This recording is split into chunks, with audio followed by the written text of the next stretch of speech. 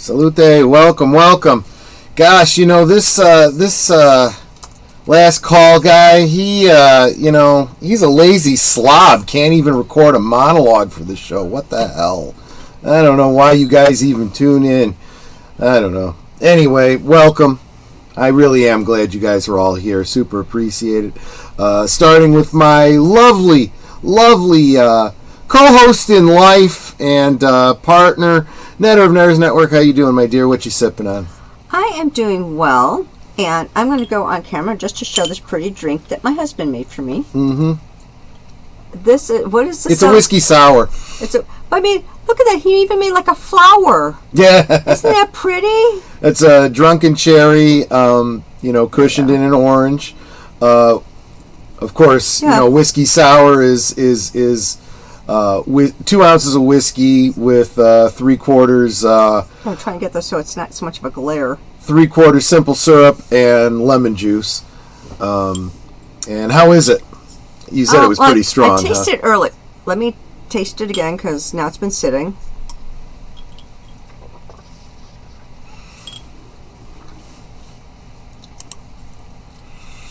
It's still a little strong from my taste, but it's good. And today I am wearing my work for ammo shirt. Absolutely. I understand that. I'm, of course, sipping on my James E. Pepper 1776 straight rye whiskey, 100 proof, which I opened on Tuesday night or Wednesday morning. No, it was Tuesday night, actually. Sipped it through Wednesday morning. So salute. And, of course, Aged Boomer, my designated driver. What are you sipping on? I got myself a Coca-Cola. Okay, because you're the designated driver, right? Yes. And how you doing? How's it been this week? Okay, been very busy, but not too bad. I hear you. Working on another project for one of my classes, it's going okay though. It's a bit of a, I don't know. It was a week, wasn't it? Especially we got some great news to talk about on Sunday. A lot going on. Yes, and as a lot of people have been mentioning in the chat, the Klingons will absolutely be performing the Akavot for Tony Todd. May he rest in Stovokor among the honored dead.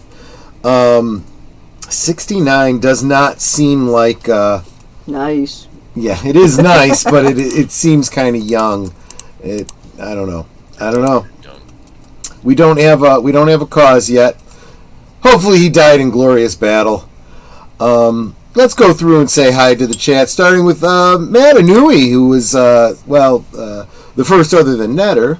So welcome, my friend. Good to see you. And of course, we got Connie Cleary, the bird woman of YouTube. Welcome. Hail to FKHC 2005, whom we lovingly refer to as Tim. And let's see, JPRPH1 over on Netter's channel, dropping the Netter emojicons, or whatever they call those newfangled things. The Nettercons. The Nettercons, there you go. Curtis Selby, welcome, my friend. Let's see. Don't want to miss no one. Like Troy. Space Fraggle, welcome, my friend. Good to see you. And Ruby Hoove had gifted a membership, which Gorilla's Random Thoughts was how wonderful is that? Thank you, Ruby, and welcome to the membership there, Gorilla Random Thoughts. Good. Did you say hello to Daniel Bear's Sports Highlights? I haven't gotten there yet. I'm still on Space Fraggle. I'm not done. I'm not even halfway through here. Okay. Welcome, Space Fraggle. Good to see you. I want to give everybody their due, okay? My other Troy. Including Big L Presents, who just had a Films with Friends, and he's doing a Films with Friends raid. Welcome, my friend. Good to see you. The film was Spaced Invaders. Spaced Invaders, absolutely. Fun one, yeah. Sir Torrin Clegane, good evening. Good to see you, my friend. David Pensack, greetings, programs. Good to see you. Good to see you. And keep it down. I just got my kid to sleep. Yeah, we won't. We'll try to be quiet. We'll try to be quiet. Absolutely. And Lady Mist, the emoji queen. Thank you so much for being here. You're always super, super encouraging. Let's see here. Sin's Corner, hello. We'll hang out for a bit while I do computer stuff. Have to do the dishes at some point and maybe take one of our dogs to the vet. I'm sorry to hear that. Fingers crossed that won't happen. I hear you. I certainly empathize. And again, as Netter said, Ruby Hoove, thank you, my friend, for gifting a last call membership that went to Gorilla Random's Thoughts. And welcome, Daniel Barry Sports Highlights. Yo! Hey. Good to see you, my friend. Yes, sad news about Tony Todd. Yeah, a lot of people mentioned that. We will definitely be honoring him on Sunday. I don't think... Let's see. I'm not at the end yet, because there's Darth Plato. Sicilian accent. How you doing? There you go. Good to see you. And having a number of mumblers tonight. Welcome. Tim Hayes. Good to see you, my friend. Always good to see you. Let's see here. Saying hi to everybody, and I think that catches me up. I think we're caught up. Okay. So I did not mean to sound like I was vague booking or anything like that I was like super depressed or anything like that. I just, I wasn't feeling in a celebration mood, and I don't talk about this much, even at this time of year, the way that probably be the appropriate time to talk about it. I do deal with that whole seasonal, what do they call it? Seasonal depression? Oppressive, whatever. Yeah. It gets dark out early.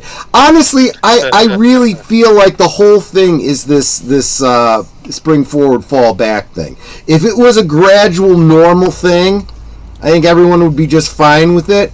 But you suddenly jump to it gets dark at 4 in the afternoon, and it's like it kind of has an impact on you. What's even worse is my home office is at the front of our house, and we got a high school near us. So I see the kids walking back and forth. Well, they walk one way in the morning and the other way in the afternoon, and they're leaving school at like 3:00, and it's already starting to get dark. Yeah. It's like, oh my goodness. And I'll look at the sky going, is it going to rain or something? Why is it so dark? Yeah, it's that's what it is. It's, I think, seasonal affective the depressive disorder, something like that. Yeah. And honestly, I think everybody deals with it to a certain extent. I talked to the doctor about it one time. He wanted to put me on mood-altering drugs. I'm like, fuck that. Oh shit, I didn't even make it 15 minutes in. Anyway, it's like... Aren't you on a mood-altering drug right now? Well, I guess that's true. I guess this is a kind of a self-medication. Wait, what is Ruby Hoove saying? Have to listen as I clean. Have a great day and night. Okay, fair enough. Thank you so much, Ruby Hoove. And there's always the the rewatch. The rewatch. I don't take the streams down or whatever. If you're not here live, that's fine too. It's a great thing, though. It's sort of like the resurgence of the radio show, right? With our streams, you can just listen to them if you don't want to see us. I like to think so. Yeah. I like to think so. Absolutely. It's not like I was telling Netter. She was like, I don't think I want to go on camera. I'm like, well, I go on camera because it's my show. I feel like I have to, but I don't really feel like anybody wants to actually look at my face.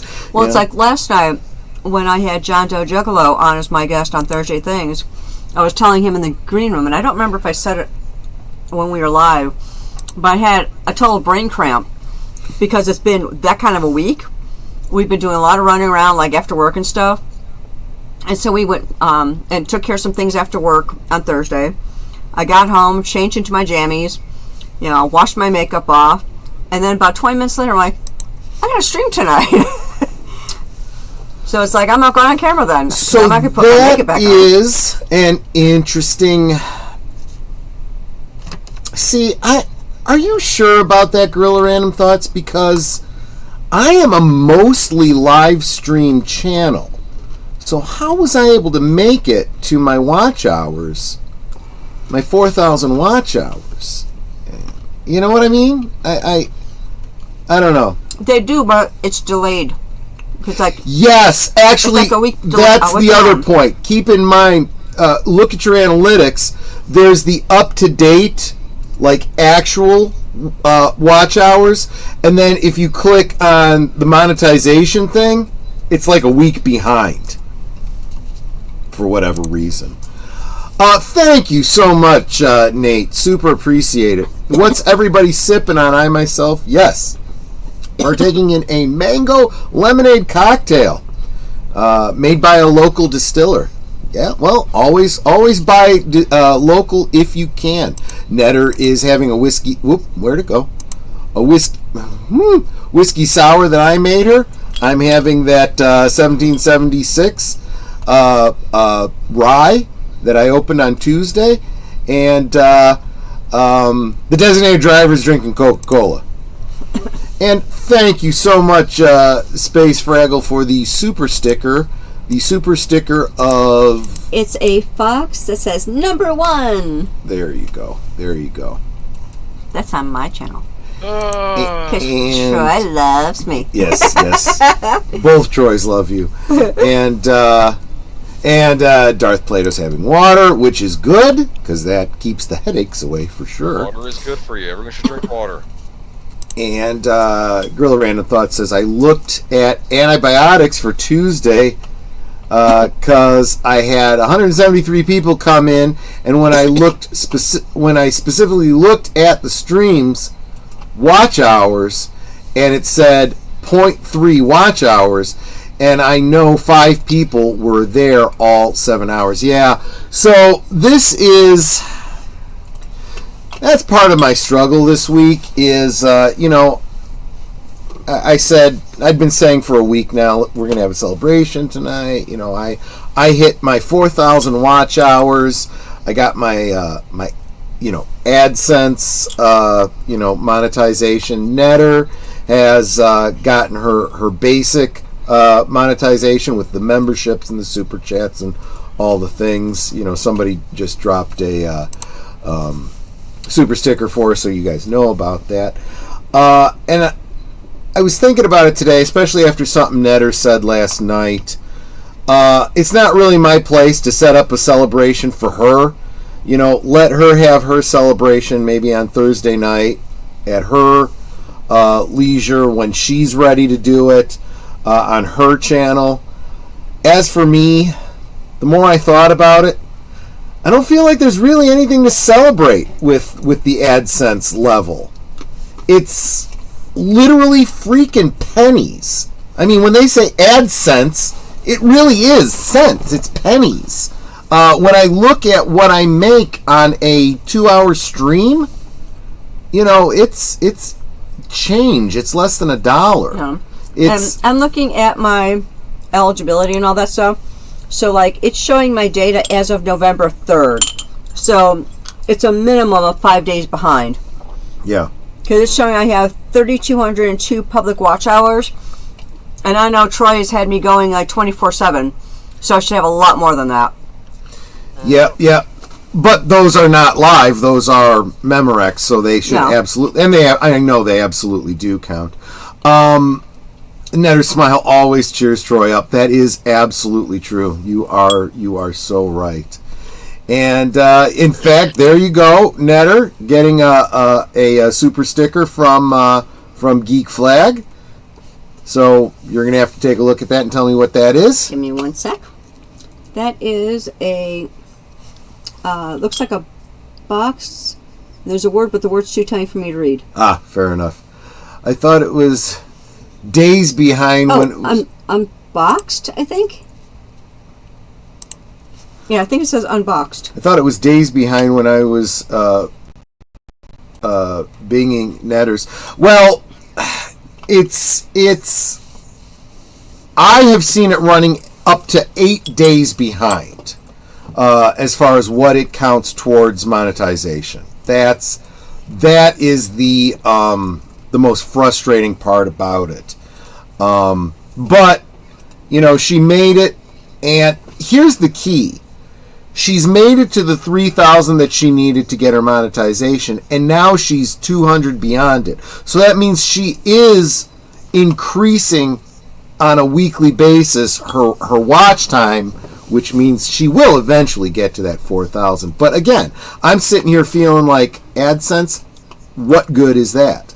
And the thing I've been talking with Aged Boomer about behind the scenes is how many of these live streams get demonetized within an hour after the stream ends. For example, the Tuesday night stream of the election coverage got demonetized. And I kind of suspected it would. And you guys that were saw what I had posted up on the what's it called? The community tab. They demonetized it. I requested a manual, whatever it's called, manual review or whatever. And just like everything else that I have requested a manual review on, they've cleared it.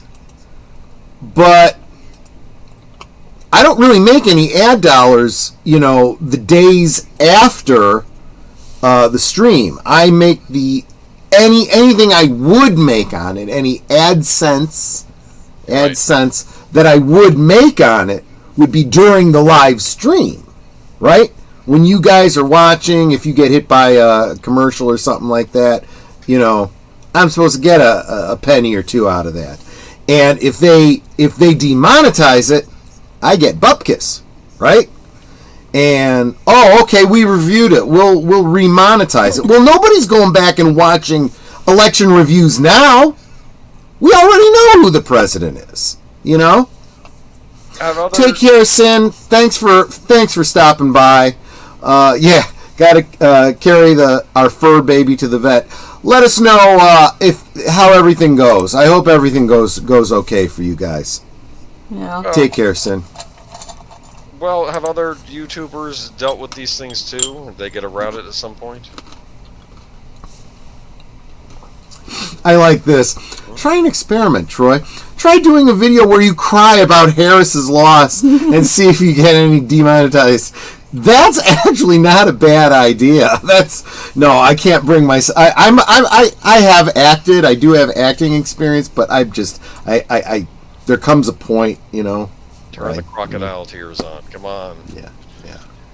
I'm sorry, Boomer, what did you ask Troy before he started talking about that? Oh, I was just going to say, I'm sure maybe other streamers have dealt with this and maybe it got past it somehow, people, right? Because if it keeps happening consistently at some point... Oh, yeah. But, again, what it comes down to is the money that you make on YouTube, frankly, is not going to come from ad revenue. It's just not. It only comes by organic growth of your channel and Raid Shadow Legends.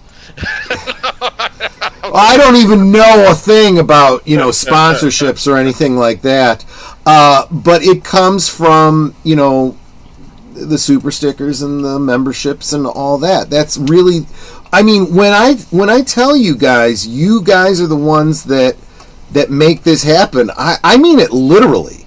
I could not justify the time that I spend on YouTube if it weren't for you guys, giving me an attaboy and dropping the not just the monetary stuff, but it absolutely makes a huge difference.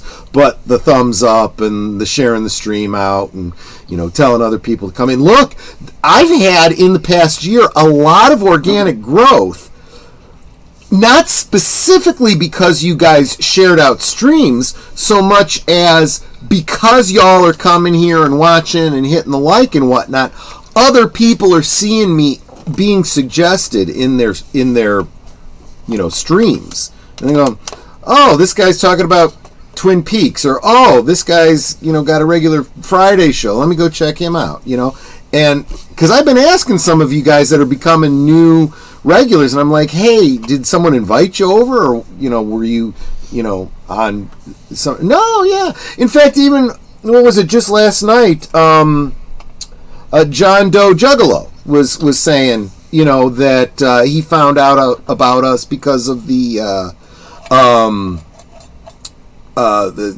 Twin Peaks stream, and kind of like the cut of our jib, and started following us and deleted scenes, and now he's starting to watch Big Al and so forth, and it's like, well, good, yeah, that's that's the whole together we grow thing, right? I'm getting a bit burnt out watching election political topic stuff on YouTube. I'd rather move on at this point.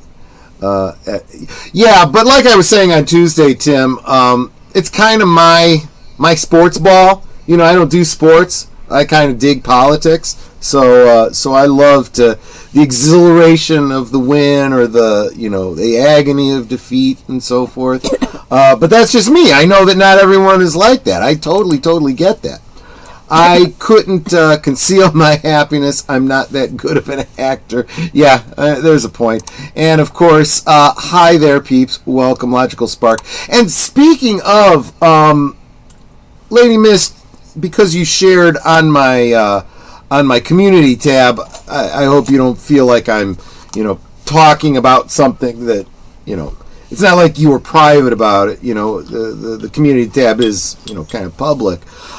Lady Mist, doesn't necessarily share the same political views that I do, but she hung out with us on Tuesday, and was very encouraging to me when, I had said, that stream got demonetized. She said, you didn't say anything that was really, demonetized worthy,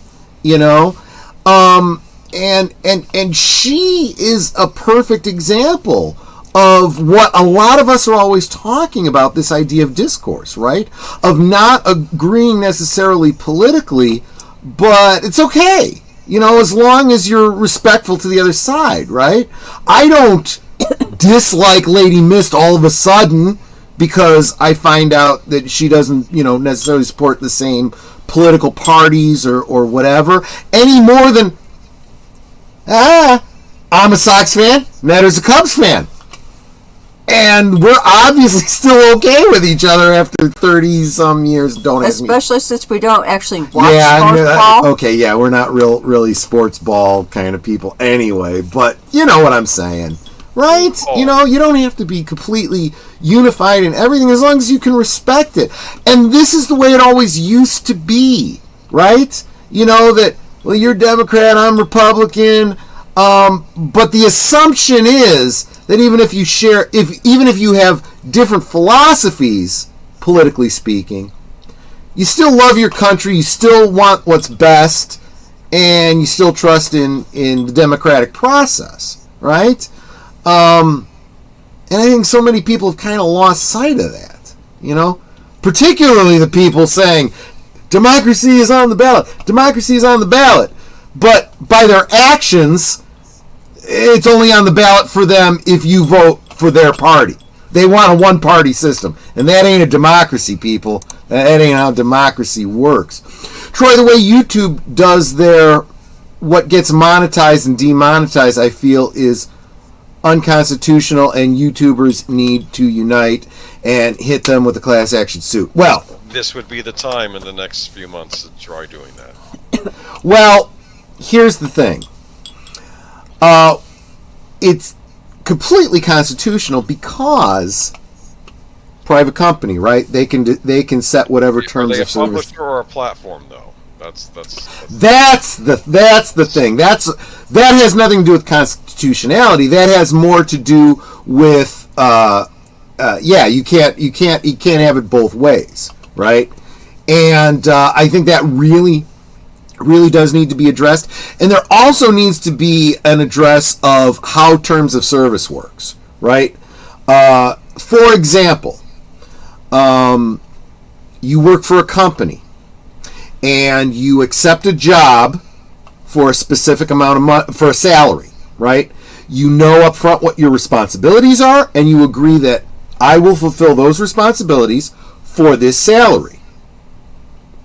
That's an agreement you make.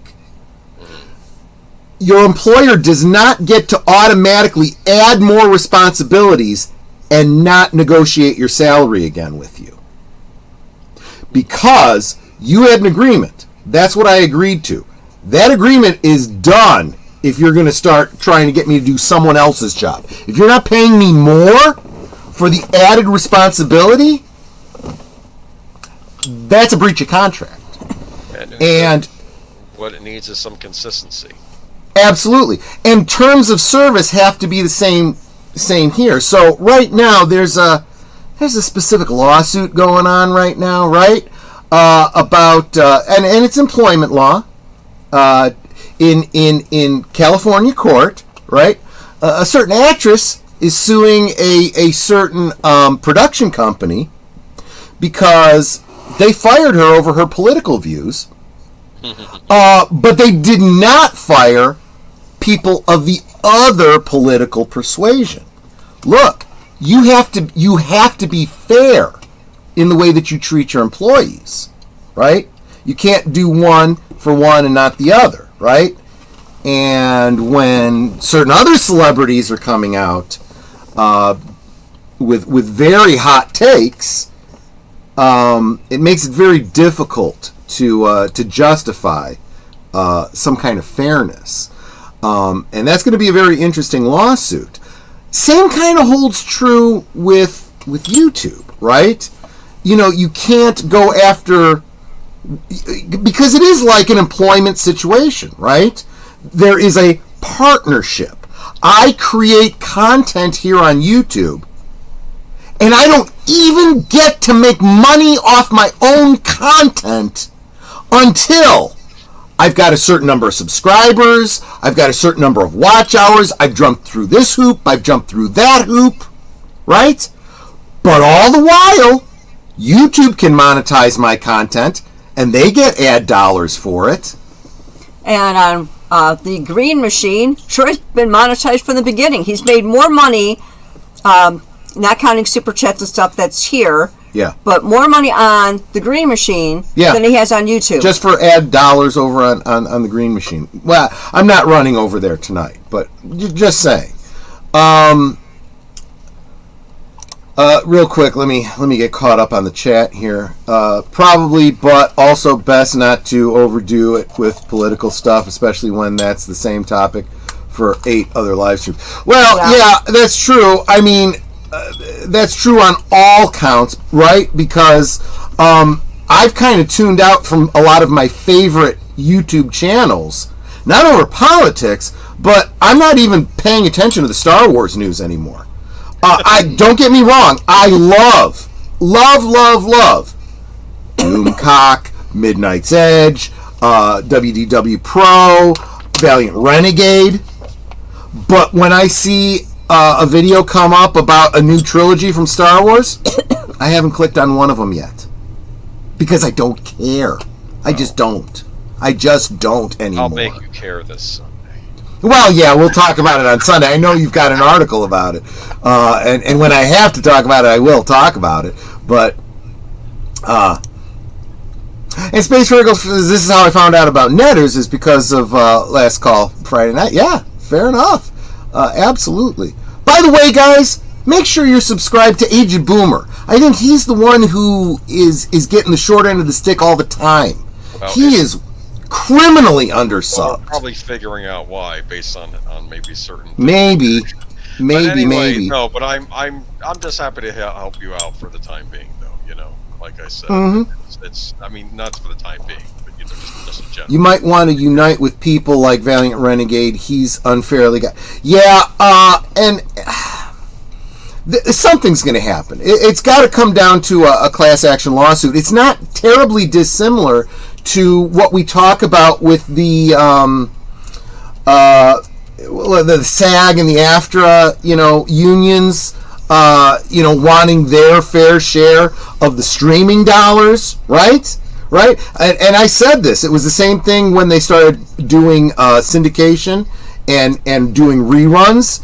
The actors deserve a cut of that money because that's their work, their sweat, and the company's making money off of it. They have to pay residuals for that. And the same thing happened when home media happened and cable TV, and now it's streaming, right? Well, guess what, YouTube?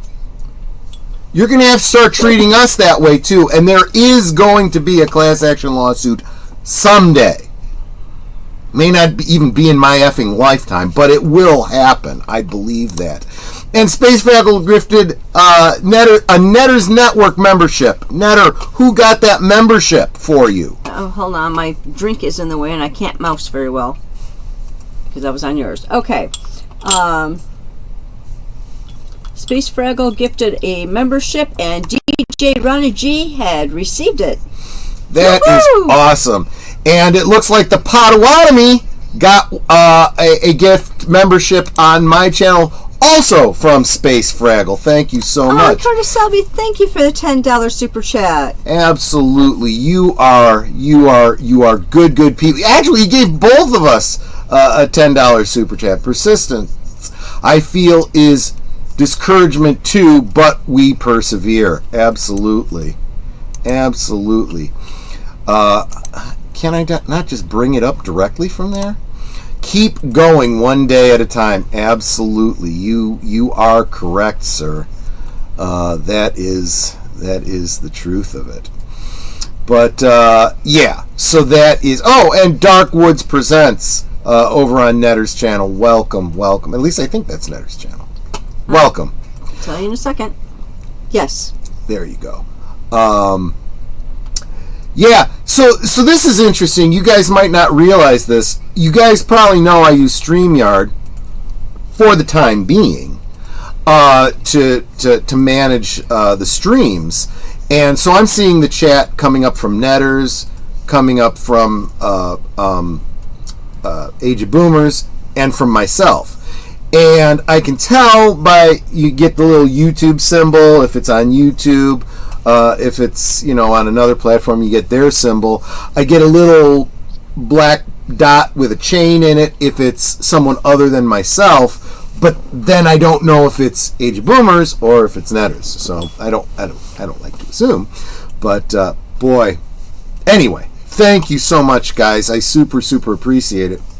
And this is why it's so important that in the closing credits, you guys really are producers, right? You guys are the ones that are financing the stream so that I can do this. And this is also why I'm so open to, and of course, everything you've been saying here tonight, especially Tim and all the others saying, what you do and don't like to hear, chat about and stuff.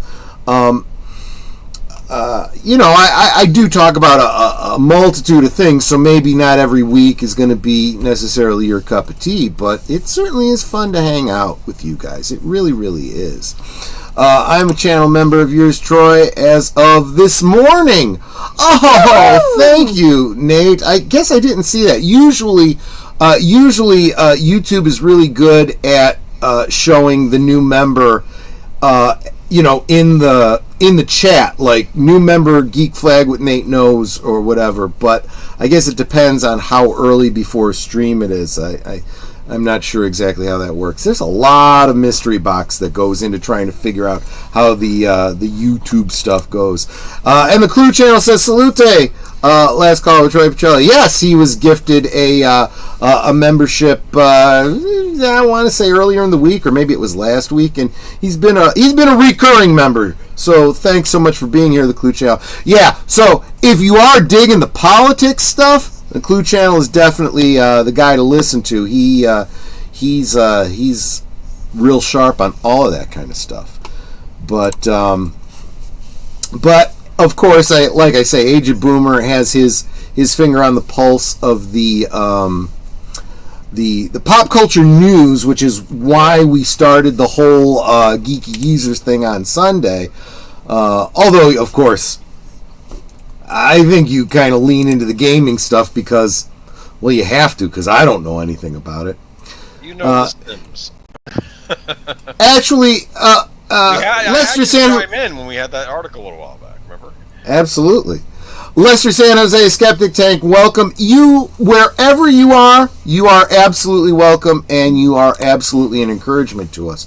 Well, I asked YouTube to remind me when y'all went online, and nothing. I almost forgot. Yes.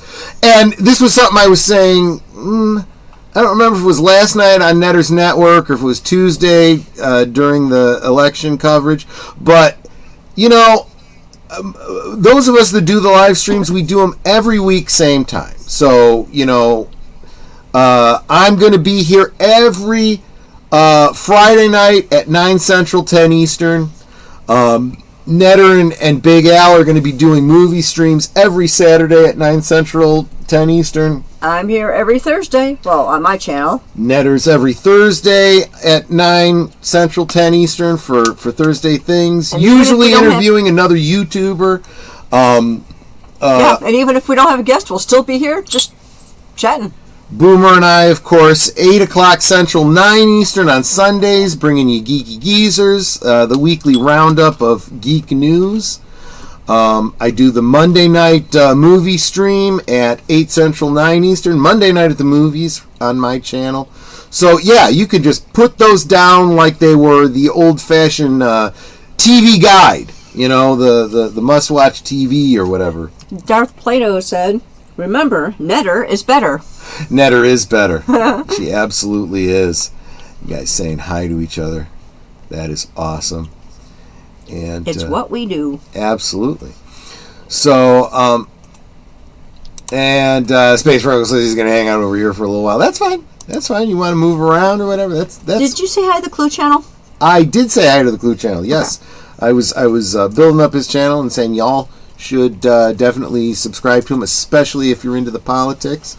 But you guys should really be subscribed to every name that you see in the chat, because most of them have a channel, and even if they don't, this is social media. I got a new subscriber today. I'm not sure who it is because YouTube doesn't tell me. YouTube doesn't always tell us. Yeah, exactly. But, you know, there you go. But I thought that was really sweet. But, oh, yeah, there you go. Clue says Netter's awesome. She absolutely is. You guys are all wonderful. Thank you. You guys are all wonderful. But yeah. So yeah, it was a bit of a week. We had a big election. Some of us are very happy. Some of us are not very happy, and I totally understand that. Some of us are screeching online, and some people are just not handling it like adults. And you know, this is why. You know, maybe I'm even a little bit even more encouraged by someone like Lady Mist, you know, just being, you know, and just being a responsible adult, you know, as opposed to the world is coming to an end. You know, first that like I was saying earlier, I think that just smacks in the face of the whole concept of being worried about democracy. You don't have democracy unless you have two parties. And there's really no questions here. This guy won not only the electoral vote, you know, he won the popular vote. Yeah. So the people that are screaming and crying have to understand they're in the minority. They now have to deal with the fact that they've been in an echo chamber, and they thought they were in the majority, but they weren't. Okay? I have to tell you, Hollywood, the media was certainly in an echo chamber, I can tell you that, but anyway. And I'd like to hope that they have gotten the message that we just don't care what they think anymore. You know, Ricky Gervais got it on the nose. They're in no position to preach to us. He warned them. He was trying to warn them. He did. They thought he was insulting them. He was really just trying to warn them. And they, by the way, you didn't ask what I got on DVD recently. I didn't know you got something on DVD. What'd you get? I got Mega Man, the complete series. There you go. It's an animated series based on the Mega Man games produced. It's not Japanese, even though it's based on a Japanese game series. Ruby Spears produced this. Wow. Years made a Superman series. I have that Superman series on DVD. Yeah. So I guess when they didn't have the rights to that anymore, because I guess Warner Brothers was busy doing their own Superman animated series, they got the rights to Mega Man, and it's interesting. It's you have the evil Dr. Wily, and of course they gave him a really bad German accent, which is perfect because that's what he needs, because he's the evil mad scientist. Anyway, okay. Yeah. Yep. Okay. It's neat. Absolutely. But what was I going to say? I don't think you were on when I was talking about it previously, but I did pick up a couple of DVDs this just post Halloween, right? Mm-hmm. And I kind of wish Sin was here to hear this, because it was partly because of the watch party that I had with her. We did a watch party of the original Halloween and Halloween 3 Season of the Witch, which I have gone on record saying, as far as I'm concerned, those are the only two Halloween films, because Halloween was originally intended to be an anthology film. There were not supposed to be a bunch of sequels about Michael Myers, right? So, but I am a completist, so I had to get all of the Halloween films. Well, you know which movie is really, really hard to find? Halloween 4. That's the one with the little girl. I don't. Yeah, it is. It's out of print. You can't get it. Made a version of it. Pardon me? Anchor Bay Did they? made a version of it. Let me see if it's still available. It probably is. Well, that's fine, because I went ahead and I ordered one from the UK. I got it, the UK version. Does it work? Just because. Oh, sure. I have a computer. I can, watch whatever version I want. And you know what I did? I got the Australian DVD re-release of Rock and Roll, because they were NTSC like we are. So I figured, let me take a risk. Got it in the mail from Amazon, because Amazon was selling it directly through their site. And guess what? It's the exact same DVD I got years ago, except it's just they just changed how it's. Oh, okay. Yeah. Well, it's just like the Blake 7 that we're watching every Tuesday. Those are British DVDs, because it was never released in the United States in DVD. I'm waiting to see if they do that, but I don't know yet. I don't even know if they're going to do, because I know they're working on a Blu-ray over in the UK. I don't know if it's going to get a US release. May I highlight a Pat Wannabe comment here? I was going to start. Let me start with the first one that I saw here. That's the one I could suggest some Star Wars to keep you happy or chat anytime about it, although I did find a new audiobook that is an after-events sequel to the 89 Batman film. It's called Batman Resurrection. I'll have to look into that. I did pick up the Batman 89 comics, which were supposed to be a comic. It's basically the Tim Burton story that they would have done if they had not gone with Joel Schumacher. So you get Billy D. Williams as Two-Face.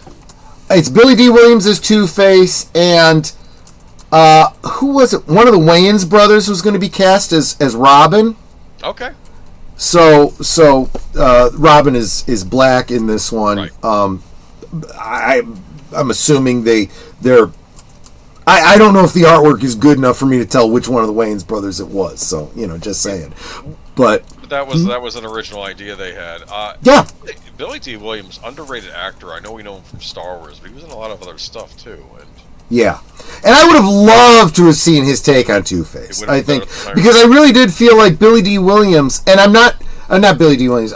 What's his name? Tommy Lee Jones. Yeah, another 3 named actor, right? Funny. I don't blame him. He's a good actor. I think he was directed poorly. He was directed to basically be another Joker, and that he's not the Joker. Is not who the Two-Face is, right? No, he's different madness, type of madness. That's what I love about Batman the Animated Series. All of the villains they're not Joker copies. Like the Riddler is distinct.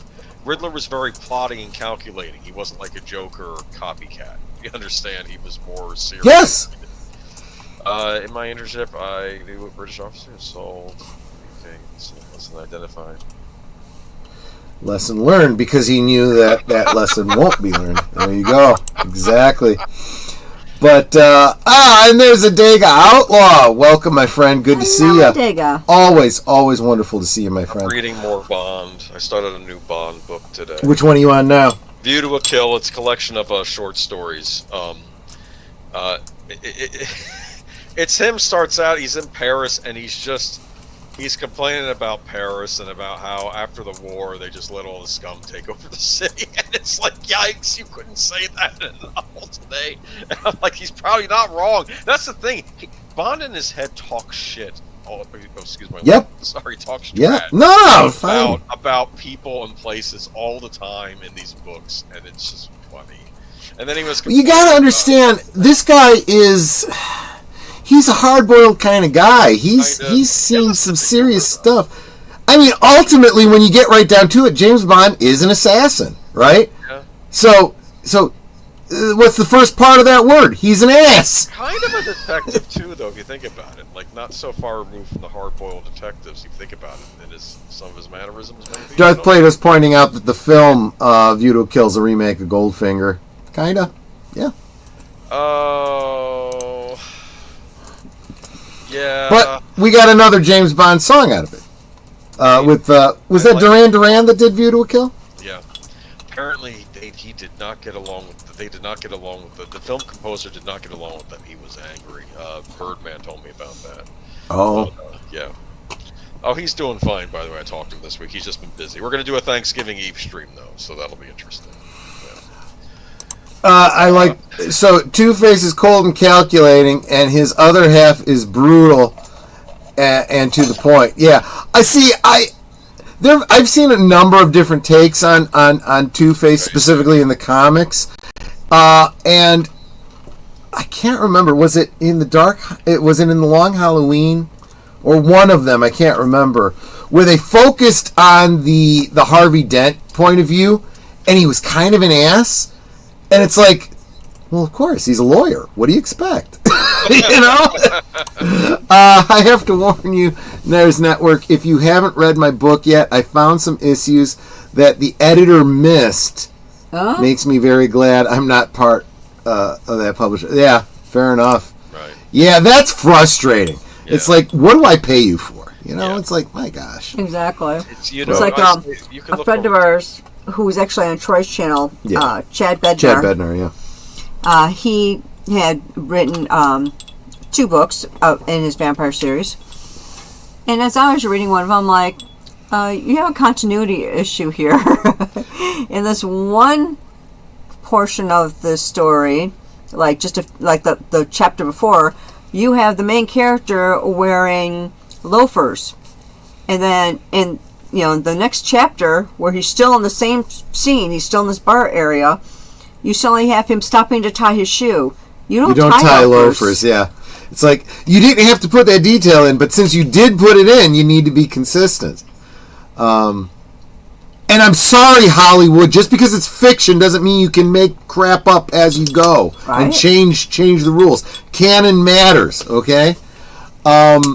All canons matter. By the way, Adega, speaking of, since we're on the topic, since I've now had Chad on this year, sometime in the new year, I want to do a kind of a panel of all the authors.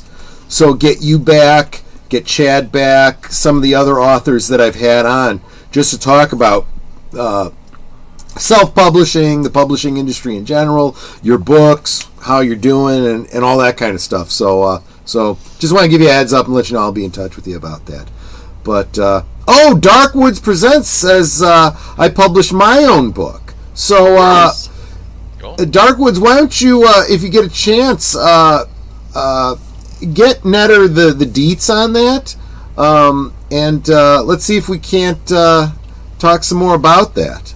Yeah, in fact, if you want to come on my channel and talk about it, Yeah, absolutely. just drop me a DM on Twitter X. All canon matters. I like that. I like that. All canon matters. All canon matters. Yeah, so drop me a DM on Twitter X. I think really anybody can send me a DM, but I think you have to follow me before it will let you do it. So that's like the only criteria for Twitter X. There you go. But yeah, just drop me one, and let me know if you're interested in being on.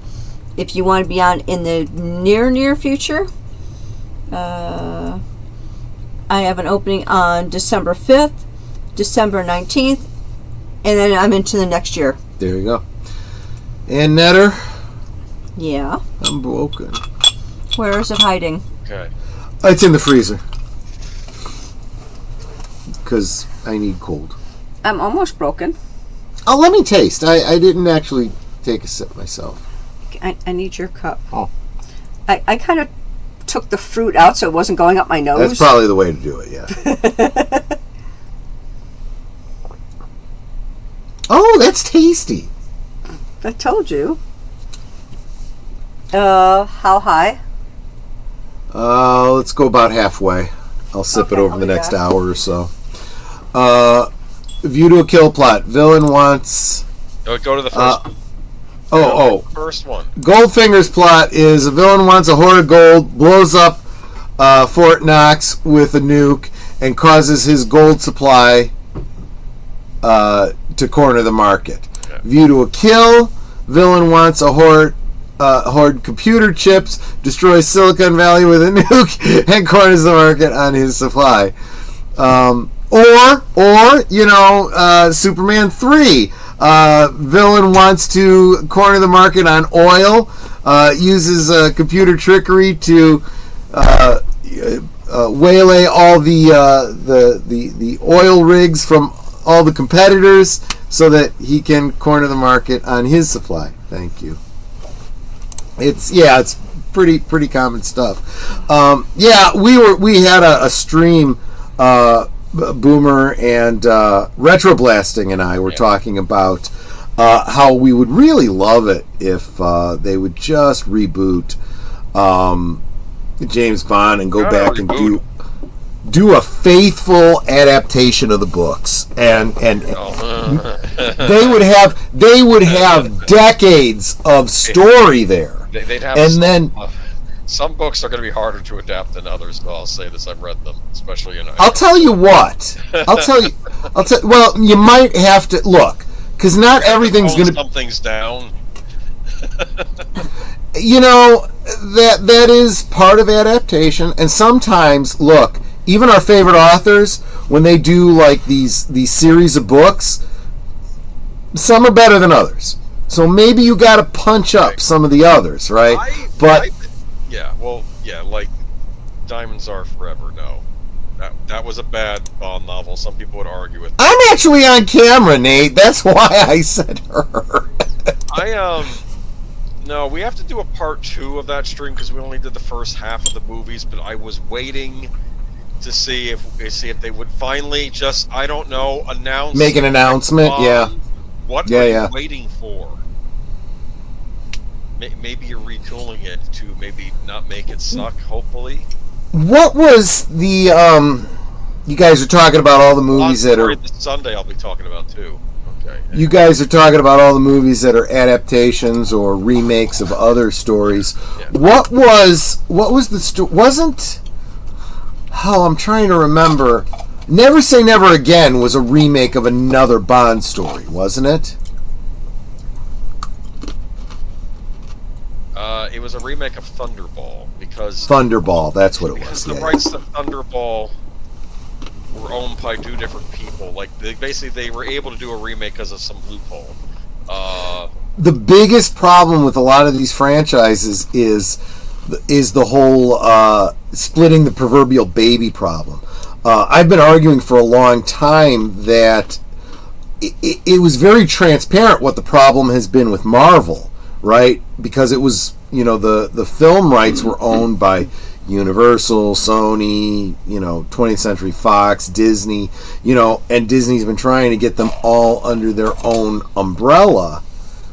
But DC, right, all 100% owned by Warner Brothers, right? But the problem there was that the rights, movie rights, television rights, were all Warner Brothers, but the rights to characters were all baby, splitting the proverbial baby with the creators. And that's the problem.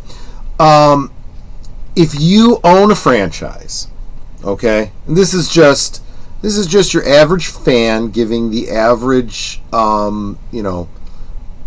logical sense, right? I'm gonna use Batman as an example, okay?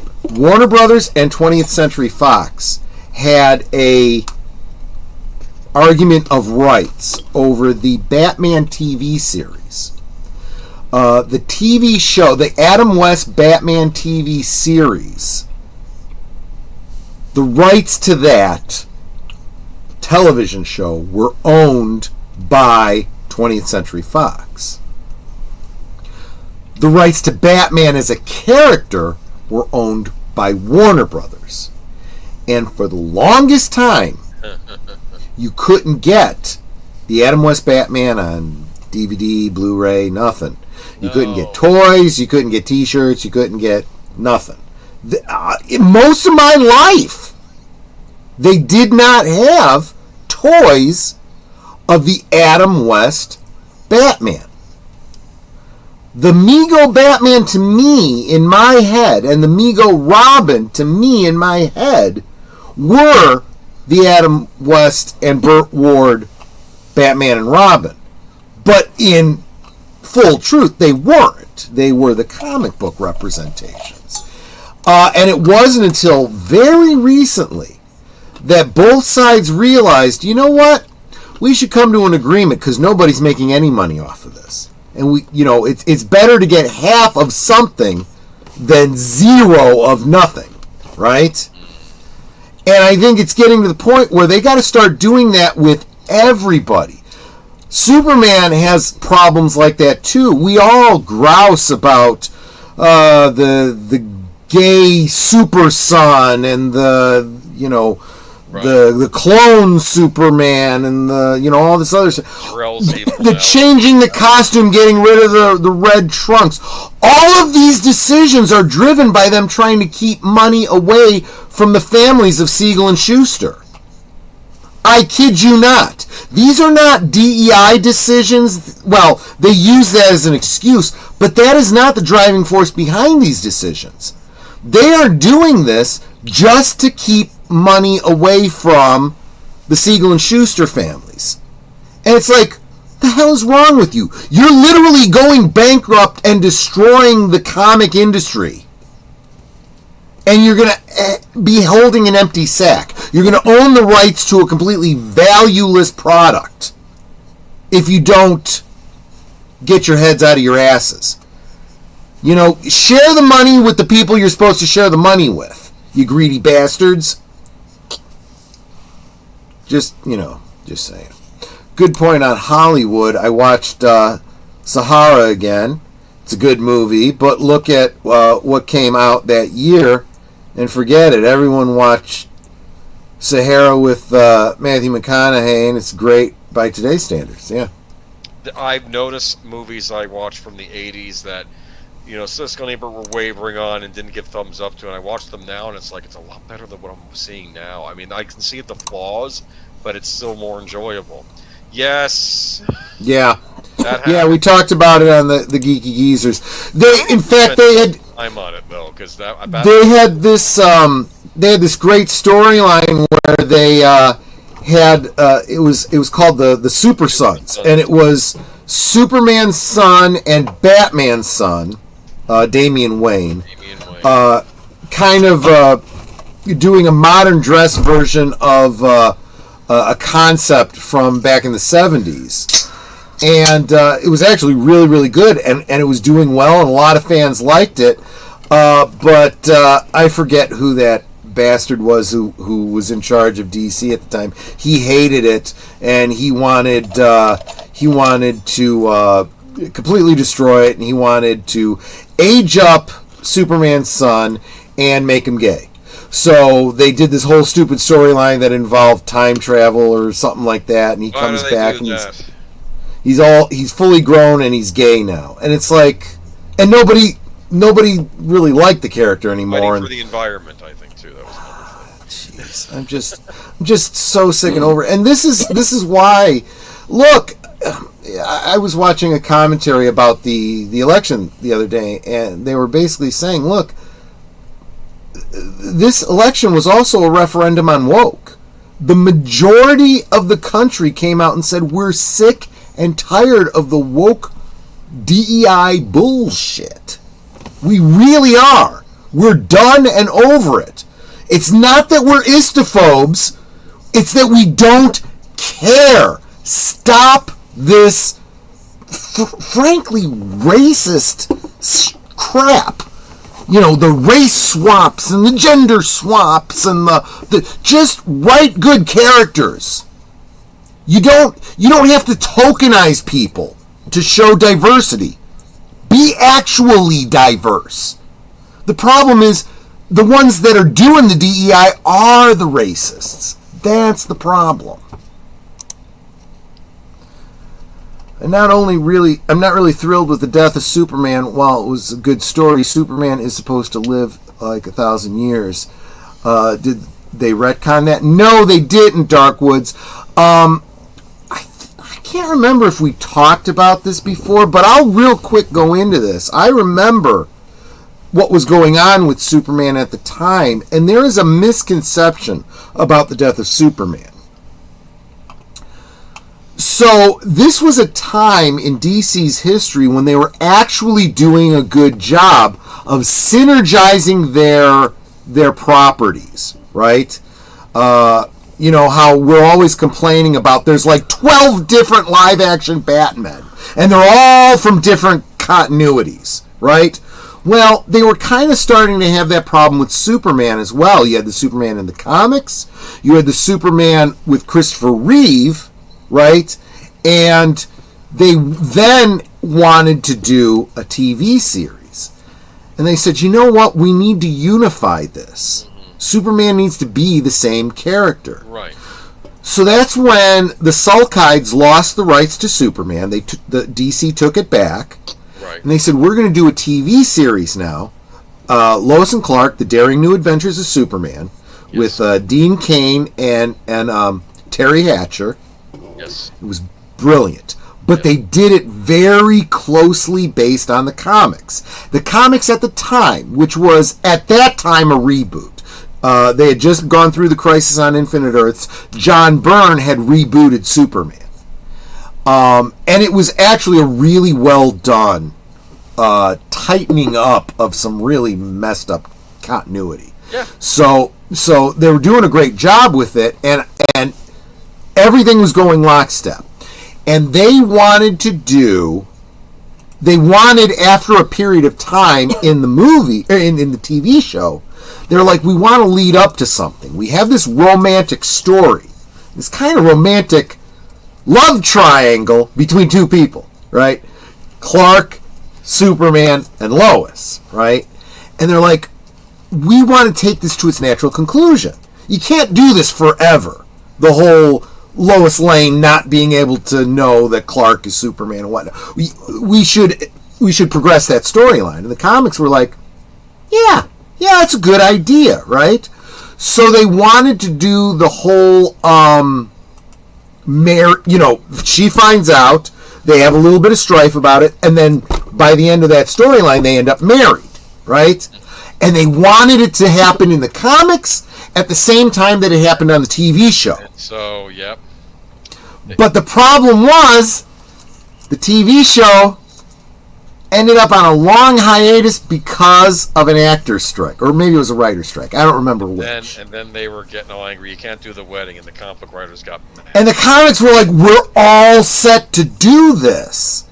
And they're like, well, you gotta stall by about a year.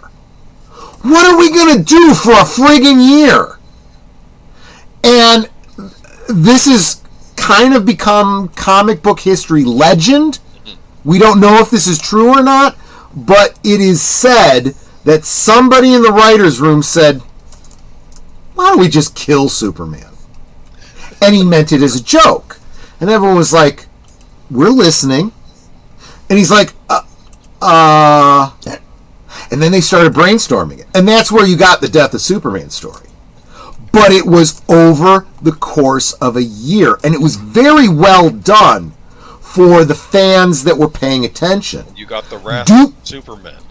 Well, wait a minute. Even way before that, 6 months before they got to the whole Death of Superman, there was build-up with little Easter eggs. And there was a villain, and we find out later on that it was Doomsday. Yeah. But they had him all fleshed out and planned, and they were dropping little sightings of him throughout. And he's got like this wrapping on him. You don't get to see him. I assumed it was like an alien straitjacket. That's how I kind of saw that. Yeah. Kind of, yeah. And but they worked it into his Superman's origin and all this kind of stuff. And it's great because they were able to build up the whole. Now Lois knows that Clark is Superman. They've gone through the whole, she gets upset. She's like, oh, so every time I got a Superman story, you were just throwing me a bone. And he's like, no, it wasn't like that, Lois. I couldn't write the story because, journalistic integrity. I can't write a story about myself, right? And who else did I trust? Superman wanted Lois to write the story. And it took time for them to work through it, and she kind of finally started to get it.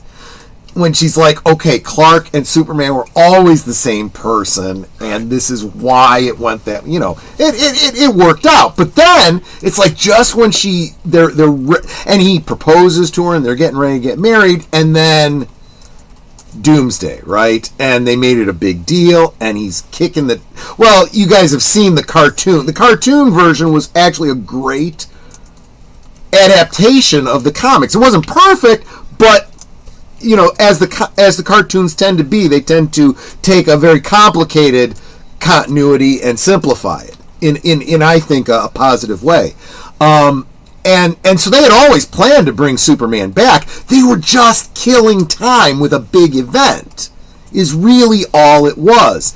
And it was this great opportunity for them to introduce new characters. At the time, because it was a retcon, they needed to reintroduce Supergirl. So this is where they brought in Supergirl. And this is where they brought in a clone of Superman, Con-El. Again, if you follow the cartoon series, you know the basic story there. He shows up in Smallville as well. Right? Wasn't she like a... Yeah, that gets complicated. I don't want to get too into that, but that you get the fake Superman cyborg, which had a really great story that was. People don't realize this, but it was his origin story, which was from like 2 years earlier. Well, he started out as. See if this sounds familiar. He was one of 4 astronauts who was in an accident, who crashes to Earth. His wife was killed, his brother-in-law, and his best friend. And he was the only survivor of. It was a parody of the Fantastic Four. Yeah, so he's basically like Reed Richards of this universe. And then there was, of course, the Eradicator. He was the Kryptonian man. He was, if you imagine the green crystal from the Richard Donner Superman, if he made like a clone of Superman and inhabited that body, the consciousness of the Fortress of Solitude in a clone body of Superman, and that's where some of these characters came from. It's like the spirit of Krypton. Yes, exactly. And I'll tell you, it was a brilliant story. And then, of course, they had the whole thing where Clark isn't dead. He's kind of immortal, but it took a while for whatever solar radiation to like reboot his heart. And there was a situation where the last son of Krypton, the Kryptonite man, consciousness of the Fortress of Solitude, ends up having to sacrifice himself to preserve Clark, the body of Clark, and all of the power that was in him goes into Clark, and that kind of reboots Clark, kind of gives him the. But then there's the spiritual element too, right? Where Clark's soul is like going towards the light or whatever, and it's right around the same time that his father has a heart attack. And so he meets him in the afterlife, and he's like, "Son, you can't die. Your job isn't done yet," you know. And he convinces Clark to like return to his body. It's like this battle going to save Clark all around. It was a good year of story. That and remember, when I say year of story, we're not talking 12 issues. We're talking 36, because there was 3 different Superman titles going on at the same time. He met Jonathan Kent in the afterlife on Smallville too. Remember? That's what I'm talking about. That during that era, they did a great job of unifying those stories and drawing from the canon material. That's when Smallville was at its best. That's why I loved Lois and Clark so much, you know. But yeah, he said, "You're a symbol of justice. You're a symbol of peace." That's what he told Clark. Remember that? Because he knew. Because he was in the. He knew exactly what happened with him. Yes, that's exactly right. But I don't know, man. I listened to. I told you a while back that the BBC had done an audio production of the Death and Return of Superman. You should look for that sometime. Oh yeah, absolutely. Really good. Have you seen the CW Superman and Lois? It was really good. Way better than the CW deserves. And the actress that played Lois Lane is now my favorite live-action Lois. I'll tell you, the ones that played Lois and Clark on that show looked great. I didn't watch past the first episode. I saw the first episode and I was like, I'm out. No. I might. No. This is one of these shows where I might try to revisit it. I'm not sure how I quite was feeling, because it looked like they were trying to do the Super Sons thing with them having 2 sons, and one knows the other doesn't. But I don't know. It might have been something I was too harsh on. I've been curious about it. I might give it another shot at some point. Yeah, because I do like those actors. They look spot on for Lois and Clark. I mean, for Clark and Superman. Unfortunately, they're moving on from them now, because now you're going to get Corn Sweat and whoever the new one is. They're going to wrap up the show, though, at least. So yeah. Plus, apparently, you never had any money to actually make the show to begin with. So. And I'll tell you something else. This new Superman looks, as far as casting goes, looks good to me. The costume is okay. I'm not digging the Kingdom Come S, but at least they brought back the red trunks, and you know. Actually, it's funny because I was watching a video looking at the different seasons of Lois and Clark.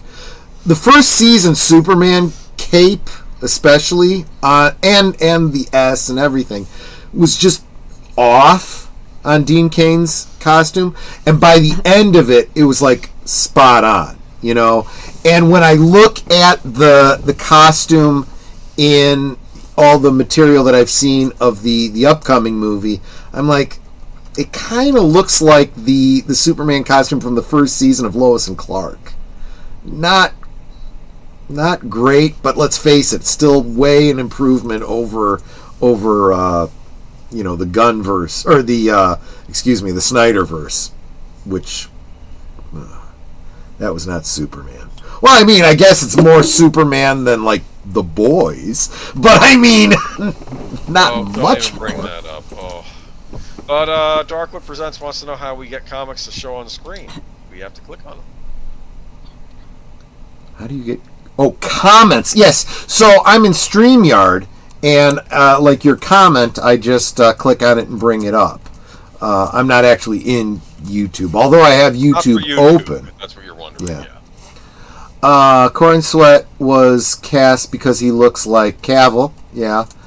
And in that case, you should just use Cavill. None of this makes any sense. Well, I'm kind of two minds about that, Darth Plato, because, and we've talked about this with other characters, whether it's the superhero characters, James Bond, Indiana Jones, whatever, the Star Wars characters. If you're going to keep using the same characters and they're going to be roughly the same age, occasionally you're going to have to change actors, right? And there are certain features that should stay the same. Superman is supposed to be a white guy with dark hair, blue eyes, kind of muscular, about 6 feet tall. Okay, these are all, pretty standard. And there's a lot of actors out there that look like that. So you could probably find somebody. It's not a problem. If you recast a role with the same actor, generally you're telling the audience this is in direct continuity with when he previously played this role, right? So if you got I'm forgetting the name of the guy that played the Lone Ranger. Moore. Roger Moore. No, not Roger Moore. Moore. Clinton Moore. Clinton Moore. Clayton Moore, right. Clayton Moore. If you get him back as the Lone Ranger, then you assume he is the same Lone Ranger who was in that TV series. He's not the same one that had Johnny Depp as Tonto, for example.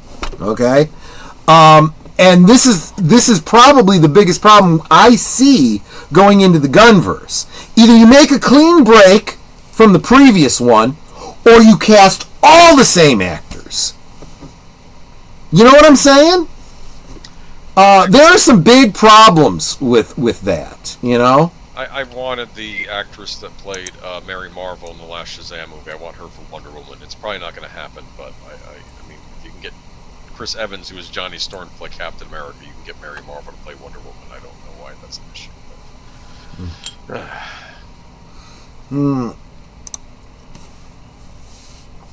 So does this mean that Michael B. Jordan isn't going to be Superman? I haven't heard anything about the Black Superman that JJ wanted to do. Oh, that's absolutely dead. Long time ago. I don't know why everything JJ is involved with isn't absolutely done. Yeah. As soon as Gunn was put in charge, actually they wanted to use that as an opportunity to pretty much put an end to the Patterson verse. The only thing that's kind of sort of keeping that alive, the reason it's on life support, is it's laying claim to the success of the Penguin TV series and the first Joker. See, that's the problem. That Joker with Joaquin, as far as I know, was its own thing. Not connected to the patents. There was talk that they were going to, if the second movie had been successful, they were going to. They would have made that other Joker the new Joker in the patents. Spoiler alert, sorry, which was stupid because I don't know why you just don't use Joaquin, since everybody liked him as the Joker. Well, there's never been any kind of unification in. This is why I said, because the patents of Batman movie took place in the 90s, so that would work. This is why I say back during Lois and Clark and the comics and everything being lined up and everything. That's when DC was hitting its stride, but it's been downhill since then. They've completely fallen apart. Not allowing their peas and carrots to touch, letting the directors dictate to them. Well, my Batman exists in his own universe. He is not ever going to cross over with your Justice League. Well then, goodbye. We'll get another director. These are our characters. This is our canon. If you can't make the movies the way these characters are, go make your own story somewhere. Go make a Darkman reboot or something. I don't care. Darkman reboot. You know Darkman, right? I remember Darkman. Okay. That had Liam Neeson in it. Well, in the first one, yeah. Then they recast him. Well, they changed his face. Yes. Because he had to go in disguise again. So it was what's his name? Is it Arnold Vosloo? I forget his name. He's a good I don't remember. He's the one that played Benny on that Law show. Law and Order. No, it wasn't Law and Order. It was. I don't remember, but yeah. I could picture the actors in yeah. it, but I can't remember the name of it. Darkman's a wonderful superhero movie. And this is where Troy's going to yell at me and say, it's not about a superhero! I agree, absolutely. Yeah, you know, Heath Ledger, I will agree with you that Heath Ledger was the best Joker. But again, it's another one of those, it's the problem with it is you were never going to have that Batman and that Joker ever cross over with the rest of the DC universe. So it's a dead franchise. You're going to get 3 movies and that's it. That Batman is gone, dead, no more, you know? And honestly, as good as Heath Ledger played it, another actor could play that Joker. They could have replaced him if they wanted to. If they were going to continue with... Or these back then they didn't like doing They got to friggin' get over that. They've got to friggin' get over that. Because a whole bunch of reasons. One, we have actors die. Death happens. And the character doesn't. So learn to move on. Second, that actor is going to hold this over you and say, I want $250 million for this role or I won't play it. And you'll be screwed. I was happy with Dark Knight Rises. I know other people weren't. I was. I liked the Bane. It was good. The fact that it was a dead end sucks, though. And it really ruins the Batman character for everything else. Dead end, it looked like Gordon-Levitt's Robin character would have taken over as Batman. That's what it looked like they were leading it at the end. I know you're making a face. That wasn't Robin. I'm sorry, that wasn't any kind of Robin. The nickname was Robin. I took that as maybe being Tim Drake stuck in an orphanage, and because he was stuck in a Wayne orphanage. That wasn't Tim Drake. That's not how this works. That's not how any of that works. I enjoyed the movie. That's all I'm going to say. Well, it's fine that you enjoyed it. It was a dead-end movie. You got 3 movies and that's it, and you'll never see it again. Anyway, well, they had plenty of time to reboot it with Man of Steel and give us a new Batman, which was the Batfleck Batman. I'll say this, Darth Plato. When you consider Cesar Romero, Jack Nicholson, and Heath Ledger, those 3 Jokers, they represent, if you can imagine them as the same character, because if you look at the different eras of Batman, Joker's personality changes all the time. He can go from being a silly, funny trickster to a psychopathic murderer, and everywhere in between. That's part of the charm of the Joker. They tried playing around with the 3 Jokers in the recent DC continuity, and I don't think they pulled it off very well. I think it was kind of stupid and ill-conceived. Why? But I love the idea from, I want to say, from the graphic novel Arkham Asylum, where and this, by the way, predates Harley Quinn. He had another doctor that was overseeing him, who also was female, who pointed out that from her experience with the Joker, it's like every day he reinvents himself. He doesn't have a standard personality, and that's why he can literally go from being a clown to a psychopath to depressed to manic to, all these different characters. Kind of explaining the different ways they've used Joker in the comics over the years, but I love that idea. And I did feel like Heath Ledger tapped into that whole bit where he, has 3 different stories for how he got those scars, right? Was a direct homage to Arkham Asylum. The idea that he recreates himself all the time. If I'm going to have an origin, he said, I'd prefer that it be multiple choice. They need to give us a real Joker story with a lot more psychopathy. I have read some Joker fiction books that were great. I'd love to see a film adaptation of The Killing Joke within the span of a series of Batman stories. You know? Yeah, without that stupid add-on that the cartoon did. I'm starting to think that might be an unadaptable story. Just you can have that be in, I don't know. They gave us a Joker musical. Yes, they did. You know what? You know where they gave us a Joker musical number and it was perfect? It was on Batman the Brave and the Bold. When the Joker became Emperor Joker and they had a musical. Yeah. It was all about him trying to get Batman to smile or laugh. He was getting mad because he's like, now I'm omnipotent and you still won't smile for me. He's like, you know, it's like that was also based on a comic book yeah, it was storyline. Another and that's why those cartoons were so good. They did a great job of adapting the comics. The comics, I think everyone will agree that when you take the comics in their entirety, the continuity gets a little beleaguered and kind of steps all over itself. The cartoons did a great job of streamlining that. That's what any cinematic universe has to do with the comics. That's what the Marvel Cinematic Universe started out doing. And then they just effed it up. Then they just, let's just reboot and let's time travel and let's alternate universe it into oblivion. And The Flash and Michael Keaton. I'm telling you. I have not seen that movie yet. I don't plan on it. Oh, Darth Plato says Joker and Batman was bad. Pattinson Batman, you couldn't even really see him. You just heard him talking in the background. It was just, I think you saw like him in silhouette. I didn't like Heath's Joker. He was not a Chaos Joker. His portrayal contradicts. I don't know. I'm sorry, Dark Woods Presents. I can't agree with you. You can't have a Joker without Batman. A villain is defined by his hero. The hero is defined by the villain. You can't have one without the other. And you can't have a superhero story without a villain, but there should never be a villain story. Period.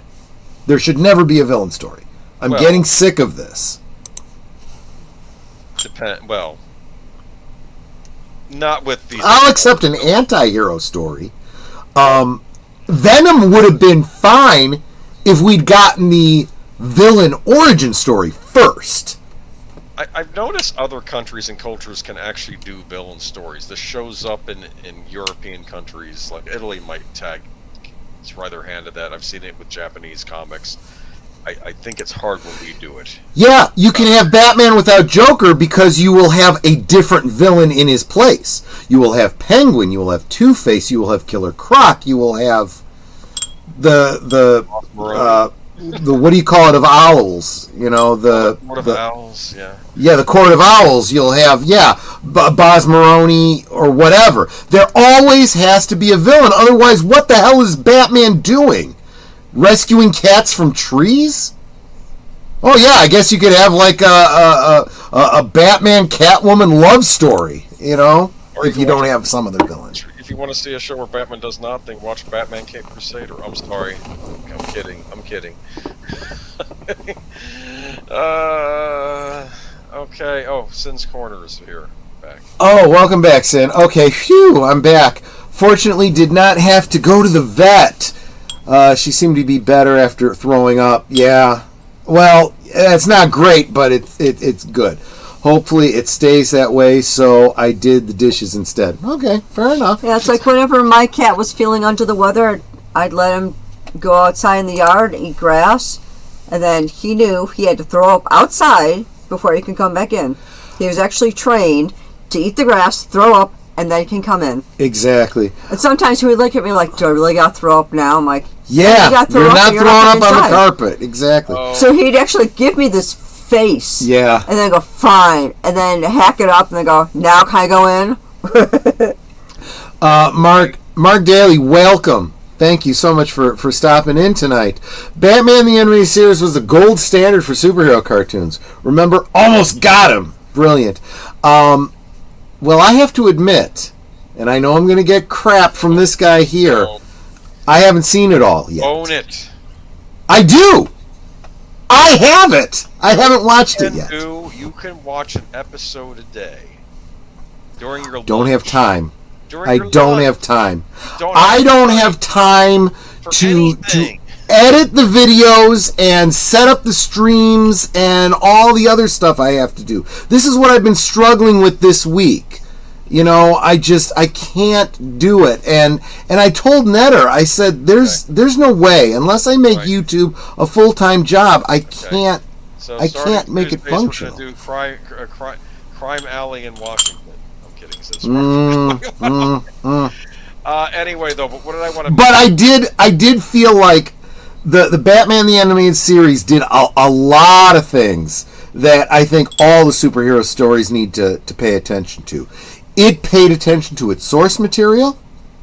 It was very wise in keeping it timelessly set. It was kind of modern, but kind of retro at the same time, just like the Tim Burton Batman movies, right? You've got men walking around with long coats and fedoras and stuff, and very retro style looking architecture and cars and whatnot, but they also had modern technology and stuff that carried over into the animated series. The animated series was kind of implied to be the continuation of the Tim Burton Batman. It was, because I think what really did it was when Alfred, I've got to go out on patrol tonight, but Master Bruce, you haven't eaten. I'll eat when I get back, but this time cook the soup, which is a direct reference, of course, to the Vichyssoise from Batman Returns, right? I guess. Here's what it was with Batman the Animated Series. It was not necessarily a direct continuation of the Burton films, but it assumed that the things you saw in the Burton films are referenced in it. Like for instance, Penguin has the malformed hands, like he did in the Burton movies. The Joker, when they named his alien, the fact that the Joker is still alive is kind of a problem. It's almost like we don't have to do a Joker origin again because you saw it in the Burton movie. We don't have to do a Penguin origin again because you saw it in the Burton movie. They're already established villains. We'll do origins for the new villains that we're introducing, yes. So that's what they did. But CW Batwoman was an absolute abomination for the eyes. And here's the problem. This is, again, them trying to create a character out of whole cloth. You have 60-plus years of comics to draw on. And all that lore and all that canon. Friggin' respect it and adapt it. Quit trying to make it your own, because you selfish bastard, it's not yours. Yeah, Darth Plato, that was the Almost Got Him episode. There was, see, back in the day, and those of you that know Chris Kent, who's Almost Got Him. Who's been around and whatnot, longest running superhero RPG on Earth, that's his channel. There was a role playing game back in the 80s and 90s from, I want to say, West End Games, the DC Comics superhero role playing game, and they gave stats to all the superheroes, and Joker had the superpower of dumb luck. And basically, anytime anything happened, like for example, he could die, with a certain dice roll, he'd survive. Somehow, off screen, in some ridiculous way. Almost making him immortal. Yeah, so exactly like that, Preach on, respect the source material. Absolutely, my friend. That is my whole mantra about all of this. This is the thing that people need to understand, and I've heard writers and directors make this point. This isn't yours. You have been entrusted with a sacred right, and you need to respect it as such. No. Yes, it's true that DC Comics and Warner Brothers owns these characters. These writers and directors really, really effing don't. But They at least have to respect the franchise owner. And the only way you do that is to respect the source material. My problem is a lot of these companies are not managing their brands, and this is a Yes, you're right. Nintendo, for all their flaws, which they have some, but they are very conscious about making sure that their properties don't get tarnished, their images don't get tarnished. They're very careful about that. That's why that Super Mario Brothers movie took so long to come out, because that one with John Leguizamo and Bob Hoskins came out in the late '80s. They were like, "No, we're not doing this again." So they're very careful about who they let. Even though I thought Bob Hoskins was a really good casting. Yes, well, I kind of liked that movie back in the day. Wait a minute. I'm sorry. I should be offended because he wasn't Italian, so that was cultural appropriation. I should be all up in arms about that. I'm also not obsessed with it like some people, but I didn't hate it when I saw it. No. Yeah. Real quick, Aged Boomer says the episode was The Man Who Killed Batman. I haven't seen that episode, but Sasha from Casually Comics did talk about that episode, so I am interested in seeing it. Yeah. Maybe Joker had Vandal Savage's power. Yeah. Would have been interesting, although DC didn't do this, they totally could have. In their Vertigo line, they totally could have, because there was a storyline in The Sandman that dealt with the Wandering Jew, who a lot of, although they didn't get real granular about it, it's implied that the Wandering Jew, this immortal figure who has seen almost all of human history, it's implied that he's Cain from the Bible, the son of Adam, who killed Abel. And what would have been very, very interesting is if they had played with the idea of Vandal Savage having been the inspiration for Cain in the Bible. They never did that, but it would have been kind of cool if they had. I liked how they did him on Justice League, the animated series, and I actually think Vandal Savage is like a perfect arch enemy for Wonder Woman if they ever wanted to make him Wonder Woman's arch nemesis. Absolutely, because of her, kind of immortal status too. Yeah. I think that, we've talked about this idea of a generational DC storyline where you have a World War II era, superheroes, and then there's a bit of hiatus, and then they return in this, in the modern age and so forth. And characters like, obviously you would have, like on the hero side, you'd have what's his name, Dr. Fate, and what, maybe Billy Batson. I don't know how you'd want to play with that one, and Black Adam and so forth. Hawkman for sure is one that could, through the eras, and definitely Vandal Savage and Wonder Woman. You're absolutely right. Yeah. To be that, Wonder Woman, he came to man's world in World War II. He was a World War II villain. He was one of the World War II villains in the comics. Vandal Savage, right? He was he would have been analogous to like the Red Skull in Marvel, right? Yes, but it makes sense actually. Yes, and you know who's analogous? I think to Lex Luthor is Doctor Doom. What do you think? Yeah, I can kind of see that. Maybe. Sure. I'm thinking about it.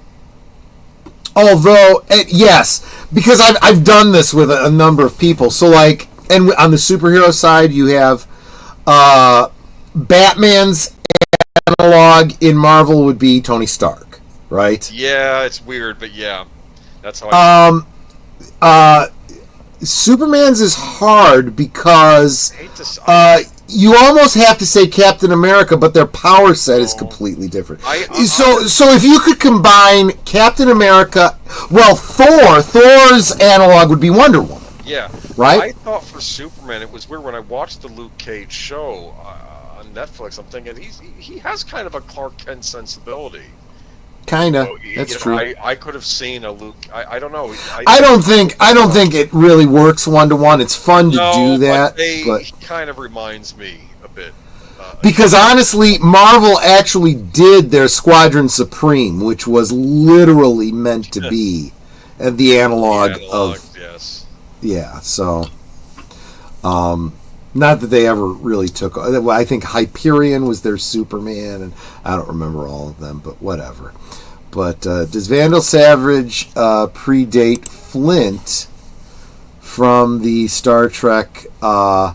They seem identical. Yeah, Vandal Savage was in the 30s and 40s. Yeah, and Flint doesn't come along until the 60s. He worked for a certain mustache man. That's all I'm But say. this idea of an immortal individual filling different historic roles throughout time's kind of iconic. Yeah. So, you know, because he wants to take over the world. Like I said, look up The Wandering Jew, and I think that's the first reference to an immortal person that recurs throughout history. I like the Luke Cage show quite a bit. Hated the ridiculous callbacks to the image of Trayvon Martin. Notched my appreciation down some because of that. I didn't even think about that, Sin. That's a great point. But I really liked all of those Netflix Marvel shows. What was it? Luke Cage, Jessica Jones. Yeah. Oh God, I loved the Jessica Jones show. What else was there? Daredevil. I loved. The Punisher. And honestly, I know I'm an outlier, but I still liked Power Fist. Wait. What's his name? Was it Iron Fist? Iron Fist, right. No, I mean, I thought it was the Golden Fist. Whatever, the white karate guy. Okay. You know? Danny. Right. Danny. The actor got grief over that, even though the character in the comics was white, so it wasn't... Yeah! They were casting... I know! They cast him based on the comics, you know? It was interesting. I liked the villain he had on that show. The villain was one of those remember the Hand Ninja Clan, where they could resurrect people? They took some old business partner of his dad's and did it to him, and he was... Oh my gosh, I love this idea, Mark! Marvel should troll DC, do a Squadron Supreme series casting Cavill as Hyperion, Affleck as Nighthawk, and Gal Gadot as Amazon. That would be freaking brilliant, and there's nothing that DC could say about it. Or Warner Brothers, I mean. Oh my gosh, that's brilliant. It was intentional. I read about that. My favorite character was Iron Fist. That's what I meant. Yeah. Iron Fist. Was one played by Tom Papa Hooba. I'm starting to slur my words, so I can't even try to say that. But yeah, and I get that that's why they tried recasting these characters. You know, the Punisher and Daredevil in the new Marvel. But I'm sorry, the new Marvel is just corrupt and it's shite. It really is. I mean, it just sucks. But you know what I just realized? I've had a lot of fun tonight. You guys have really made me feel a whole lot better tonight. I kind of went into the stream a little in the dumps, but you guys did exactly what I knew you guys would do. Just hanging out with my friends, having a drink and chit-chatting just made me feel a whole lot better. You guys have encouraged the hell out of me. And I want to start wrapping it down just because I want to be sensitive to this guy who's got to... You have to work tomorrow. Is that what it was? Morning, yeah. It's my Saturday. Yeah. Got to be responsible. So got to be responsible. And we're just kind of all over the place tonight anyway. So I mean, we can pick it up at any time. But yeah. So what do we got coming up? We got tomorrow night over on Netter's Network. We're watching a movie tomorrow, aren't we, Netter? Yes, we're going to watch Ella Enchanted. Yep, and what I was saying about this is when you could do live action modern dress concepts of these classic fairy tale stories, right? You know, you don't have to do one-to-one. If you did the cartoon and it's a classic, leave it the hell alone. If you're going to do a live action thing, make it something modern dress, make it different, do something different with it, right? Yeah. Actually, I think we're past due for a remake of Cinderfella. I don't know what that is. Is that You've never seen Cinderfella with Jerry Lewis? No. You got to check it out. Actually, I think they redid it with oh no, that was the Nutty Professor. Oh, with Robin Williams. Yeah, that would have made sense with Robin Williams. I think no. I confused two movies. For some reason, I didn't even see the movie, but I just... Do yourself a favor, Boomer, because I know you and I know you'd love it. Check out Cinderfella with Jerry Lewis. You would like it. Does he say lady in it? No, he plays two very different characters. Okay. He plays a Nutty Professor type character, right? No, Nutty Professor. Yes, it was remade. It was remade with Eddie Murphy. The Eddie Murphy was fat, right? And he drinks a formula that makes him thin and obnoxious.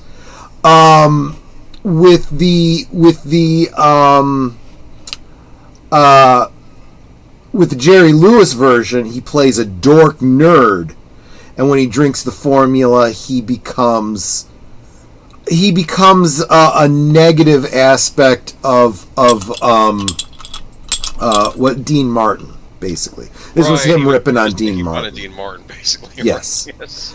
And it's a good story, though. It's a really, really good story. You should check it out. I remember seeing when the bartender says, "What'll it be?" No, you have to say, "What it'll be, huh?" Say it. What it'll be, huh? You know, like he was doing a really obnoxious Dean Martin. Yeah. If you saw the Nutty Professor with Eddie Murphy, it was basically a modern day remake of Cinderfella, but there were some key differences, and the two were different enough that you should probably see both of them. Actually, okay. You know, it's both of which are riffing on or drawing on Dr. Jekyll and Mr. Hyde. You know, so yeah, definitely worth checking out. The irony being the, in quotes, ugly character that they don't want to be. They both take this formula that makes them attractive on the outside, but on the inside they're assholes, you know? So, you know, that you know. Interesting. Anyway, yeah, definitely check it out. So, I got completely off track. So, Ella Enchanted, Saturday Night Netters Network. Yep. Come check it out. Of course, all of our rewatches, we provide a Cosme link so you can watch the movie along with us if you don't have your own copy. And in fact, then you can decide if you liked it enough, go out and get your own copy of it, because own physical media. Sunday is, of course, the deleted scenes day. He's got like 12 streams. I know, I'm exaggerating, but he's got a bunch of different streams. Oh, I thought Cinderfella was a comedy version of Cinderella, but with a guy playing the Cinderella character. Kind of. Tim, you too. I know you well enough to know you would love Cinderfella if you checked it out. Just go ahead, check it out. You'll love it. And then let me know what you think of it. Yes, own physical media. It's the only media you really own. See, he gets it. Absolutely. But for us, for our purposes, Age of Boomer, what are we doing on Sunday? Geeky Geezers, where we're going to discuss some interesting news this week, some Switch 2 news. some Star Wars news, which I know you're excited about. I don't think it's news, but we'll talk about it because everyone else is. We should. And yeah. we're going to be talking about. There's a James Bond. They asked Daniel Craig what he thinks. Who he thinks should play the next James Bond. You get to hear his answer. I loved his answer. I gotta say, I loved his answer. I hated his answer, but we'll talk about that Sunday. I'm just we started. I get why you hated it, but let's try to see it from his point of view. I would hate it too, you know. But anyway. And then I'm trying to think if we got any other news. There's some interesting stuff. There's another good story we had for Sunday, but I don't remember what it was. Oh, Ridley Scott on his future directing plans. I don't care. I really don't. I might. Troy's in a good mood now. I might put him in a bad mood. Yeah, there we go. All right, and then after that, there's the other side of midnight, right? Yes, over on Deleted Scenes to close out our weekend, take us into Monday morning. Speaking of Monday, Monday is Veterans Day. So Monday night at the movies, right here at 8 Central, 9 Eastern, the film will be... what will the film be? Born on the 4th of July, Tom Cruise. Wow. I think that's a good... Yes, exactly. So yeah, that's Monday. Tuesday's become a wonderful twofer because we have live from Sparkwood and 21 on Deleted Scenes channel. All of us here on the panel and Deleted Scenes on his channel talking about Twin Peaks. We are going into like part 2 of our kind of recap of seasons 1, 2, and 3 and Fire Walk with Me before we continue on in our analysis and expanded universe type material and so forth. And then that is immediately followed by right here on my channel, usually right around 9:30 or so, Blake 7. Project Avalon this week. I believe that's episode, can't remember if that's 8 or 9, but we're still in season 1. So a lot of people here in the United States have never seen or heard of Blake 7. Come join us. I think you'll love it. It's a fun show. You will absolutely love it. Absolutely. Thursday, my special guest will be Curtis Selby. I've had his stream up for like 6 weeks. Yes, we have been looking forward to hanging out with Curtis again. If you're not already subscribed to him, you should be, and maybe you will on Thursday if you haven't before that. That's Thursday at 9 Central, 10 Eastern, and that'll bring us around to next Friday. And I have nothing on my calendar right now, but we'll figure out what we'll be talking about next week. We'll things. Yeah, we will back up. We will rejigger. I approached you with an idea a little while back. You can see how you still feel about it, but I'll talk to you. What's about that? It okay, Tomorrow we'll talk about the it. MCU. Oh, okay, there you go. Next week, So, real quick, I want to say a very, very special thank you to Ruby Hoove, to Nate, to Troy the Space Fraggle 4 times, actually Nate again, and Curtis Selby twice for their contributions to this channel and to Netters. Thank you so much. You have absolutely been the sponsors of tonight's show for sure. I hate to sound shallow, but a big part of really encouraging the hell out of me tonight. It really, really did help me with kind of where I was in this whole YouTube thing tonight. That was really kind of really weighing on me. Guys, when I tell you, you guys, I appreciate you. I love you. You encourage me. And you're why I do this. This is what I mean. I mean it real time. You guys really do make all this craziness happen. And, Yep. and I And appreciate you know how, we were originally going to have this as a celebration, and Troy was talking about how he didn't really feel I didn't getting feel AdSense it, was celebrating. Yeah. Well, to celebrate my channel, I was looking at my schedule, and I'm like, okay, why not do it at the same time as me celebrating my birthday next month?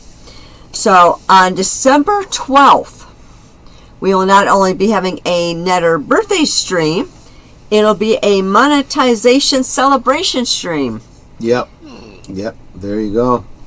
So there you go. That's. And I'll be giving away things. That's when we'll do her celebration, because. Will there any be toys? There might be a few. Absolutely. Yes, I could still add to the pile. And I want to say a special thank you to Sin as well. Sin from Sin's Corner. Sin, maybe go back and kind of check out what you missed in like high speed, because I did mention you in referencing Halloween and some physical media I recently picked up. I've since we last hung out, I have completed my Halloween DVD collection, including Halloween 4, which I got from the UK because it's out of print here and almost unattainable in the US version. So, but moreover, Sin, I know that you're here specifically because you wanted to encourage me, and I super appreciate that. You are good people. You all are good people. And Aged Boomer, you're my designated driver. Have I forgotten anything? Have I missed anything? Was there anything I should have covered that I didn't? Anything you wanted to mention? Anything he covered they shouldn't have? Well, it's a little late for that. You can tell me about that later. Not everything, but we did mention what Big Al's doing next Friday, but it'll be a Films with Friends, I'm sure. Not Films. No, Films with Friends on Fridays are whenever he's not doing a stream. So he did one today because Netter's doing the stream tomorrow. Oh, never mind. So he's not doing one. Okay. So which means he won't be doing one next Friday. At some point, I will be joining him again for another couple episodes of Robin of Sherwood. I just have to figure out a date. Yes. Real quick, let me say hi to the last minute guys. Mark Malnikoff actually coming in from a con. He is at the con this weekend, and I'm looking forward to your mission report. Brigadier Marak reporting in the shuttle Verdouge has returned. Looking forward to hearing how things are going over there. Yes, I did get your message about Tony Todd. We will be doing the Achvo for him Sunday on Geeky Geezers. Okay, I don't know what was awkward, but thanks. Oh, when I said you said saying things that you shouldn't. Oh yeah, I don't know if I said anything I shouldn't. You guys will have to tell me later if I did.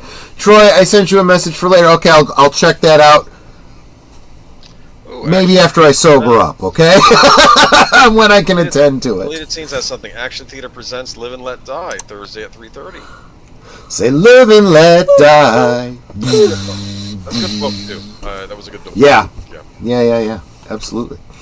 Problem is, I can't make it because I'm working in the middle of the day. That was the It's first tough. supervillain in the novels he ran into. That was Mr. Big. I Mr. don't Big. consider the guy in Casino Royale a supervillain. He's just a creepy guy. I get it. Yeah. And Space Fraggle says, Agent Boomer, you rock. Been a big fan of yours since day one, sir. Thank you. Appreciate it.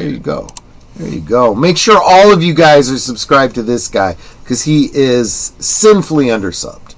I don't mean sin, C-Y-N, like, Sin's Corner. I mean sin, S-I-N. It's a bad thing. So, Anyway. Yes. So far, mission's going well with much honor gathered and no issues. He's talking about concerns about political issues. Surprise how laid back things are, however good. Well, maybe people are starting to get into their heads. Maybe leave all the bullshit you know, whether it's DEI or politics or whatever aside, when you go to a convention or engage in fantasy and fiction, right? You want to leave all that stuff behind. That's the whole point. If you infuse all that crap into it, what's the point then? You know? Anyway. So good. I'm glad to hear that, Mark. I'm glad things are going well. I hope you and Julie are having a lot of fun this weekend. You'll tell me all about it. And, yep, that's it. So, Netter, last words and take us out. Yep. As always, of course, please make sure that you are sub to every member of the panel as well as every member of the chat. And if you think you're sub, please go back and double check that you're still sub, because YouTube. We've been finding that out very, very commonly. People get unsubscribed, so please double check. And I was telling the story last night that there was one of my guests on Thursday Things. I know I had been sub to them, and we're going through the night, and I'm, getting, looking at how many more subs they're getting, and then I'm looking, going, wait a minute, I'm not subbed anymore. So I got to add another sub to their account. But it was like, what the heck? Yeah. Right. Well, anyway, thank you all so very much for being here tonight. And you know what I always say, we can talk amongst ourselves, and that's all well, good, and fun. But it's so much more fun when you guys are joining us in the chat, and you're dropping the comments, questions, trivia, being goofy, whatever it may be. And it doesn't feel like we're separated by miles or continents in some cases. It feels like we're all hanging out in the same room. We're enjoying each other's company. We're having a great time. And you guys, you're not just our friends. You are our family. We love you guys, and we appreciate you so very much. I mean, you could be anywhere right now, and you're here. That's so encouraging. I love seeing you guys in our streams, not just encouraging us, but encouraging one another. And I've said this before, if you're not here, we miss you. You are noticed if you're not in the chat. And we'll start going, hey, has anyone seen so-and-so? Yeah, exactly. Have they heard from them? Are they okay? So we do miss you when you're not here. I also want to thank y'all for the many, many ways that you support us. You have gotten memberships, super chats, super stickers, sharing on our stream, the thumbs up, the comments in the chat, and then, of course, Connie Cleary always does a comment after the streams are over, just saying thank you. She's awesome. Yeah, she's very consistent. I appreciate it. So Osmo.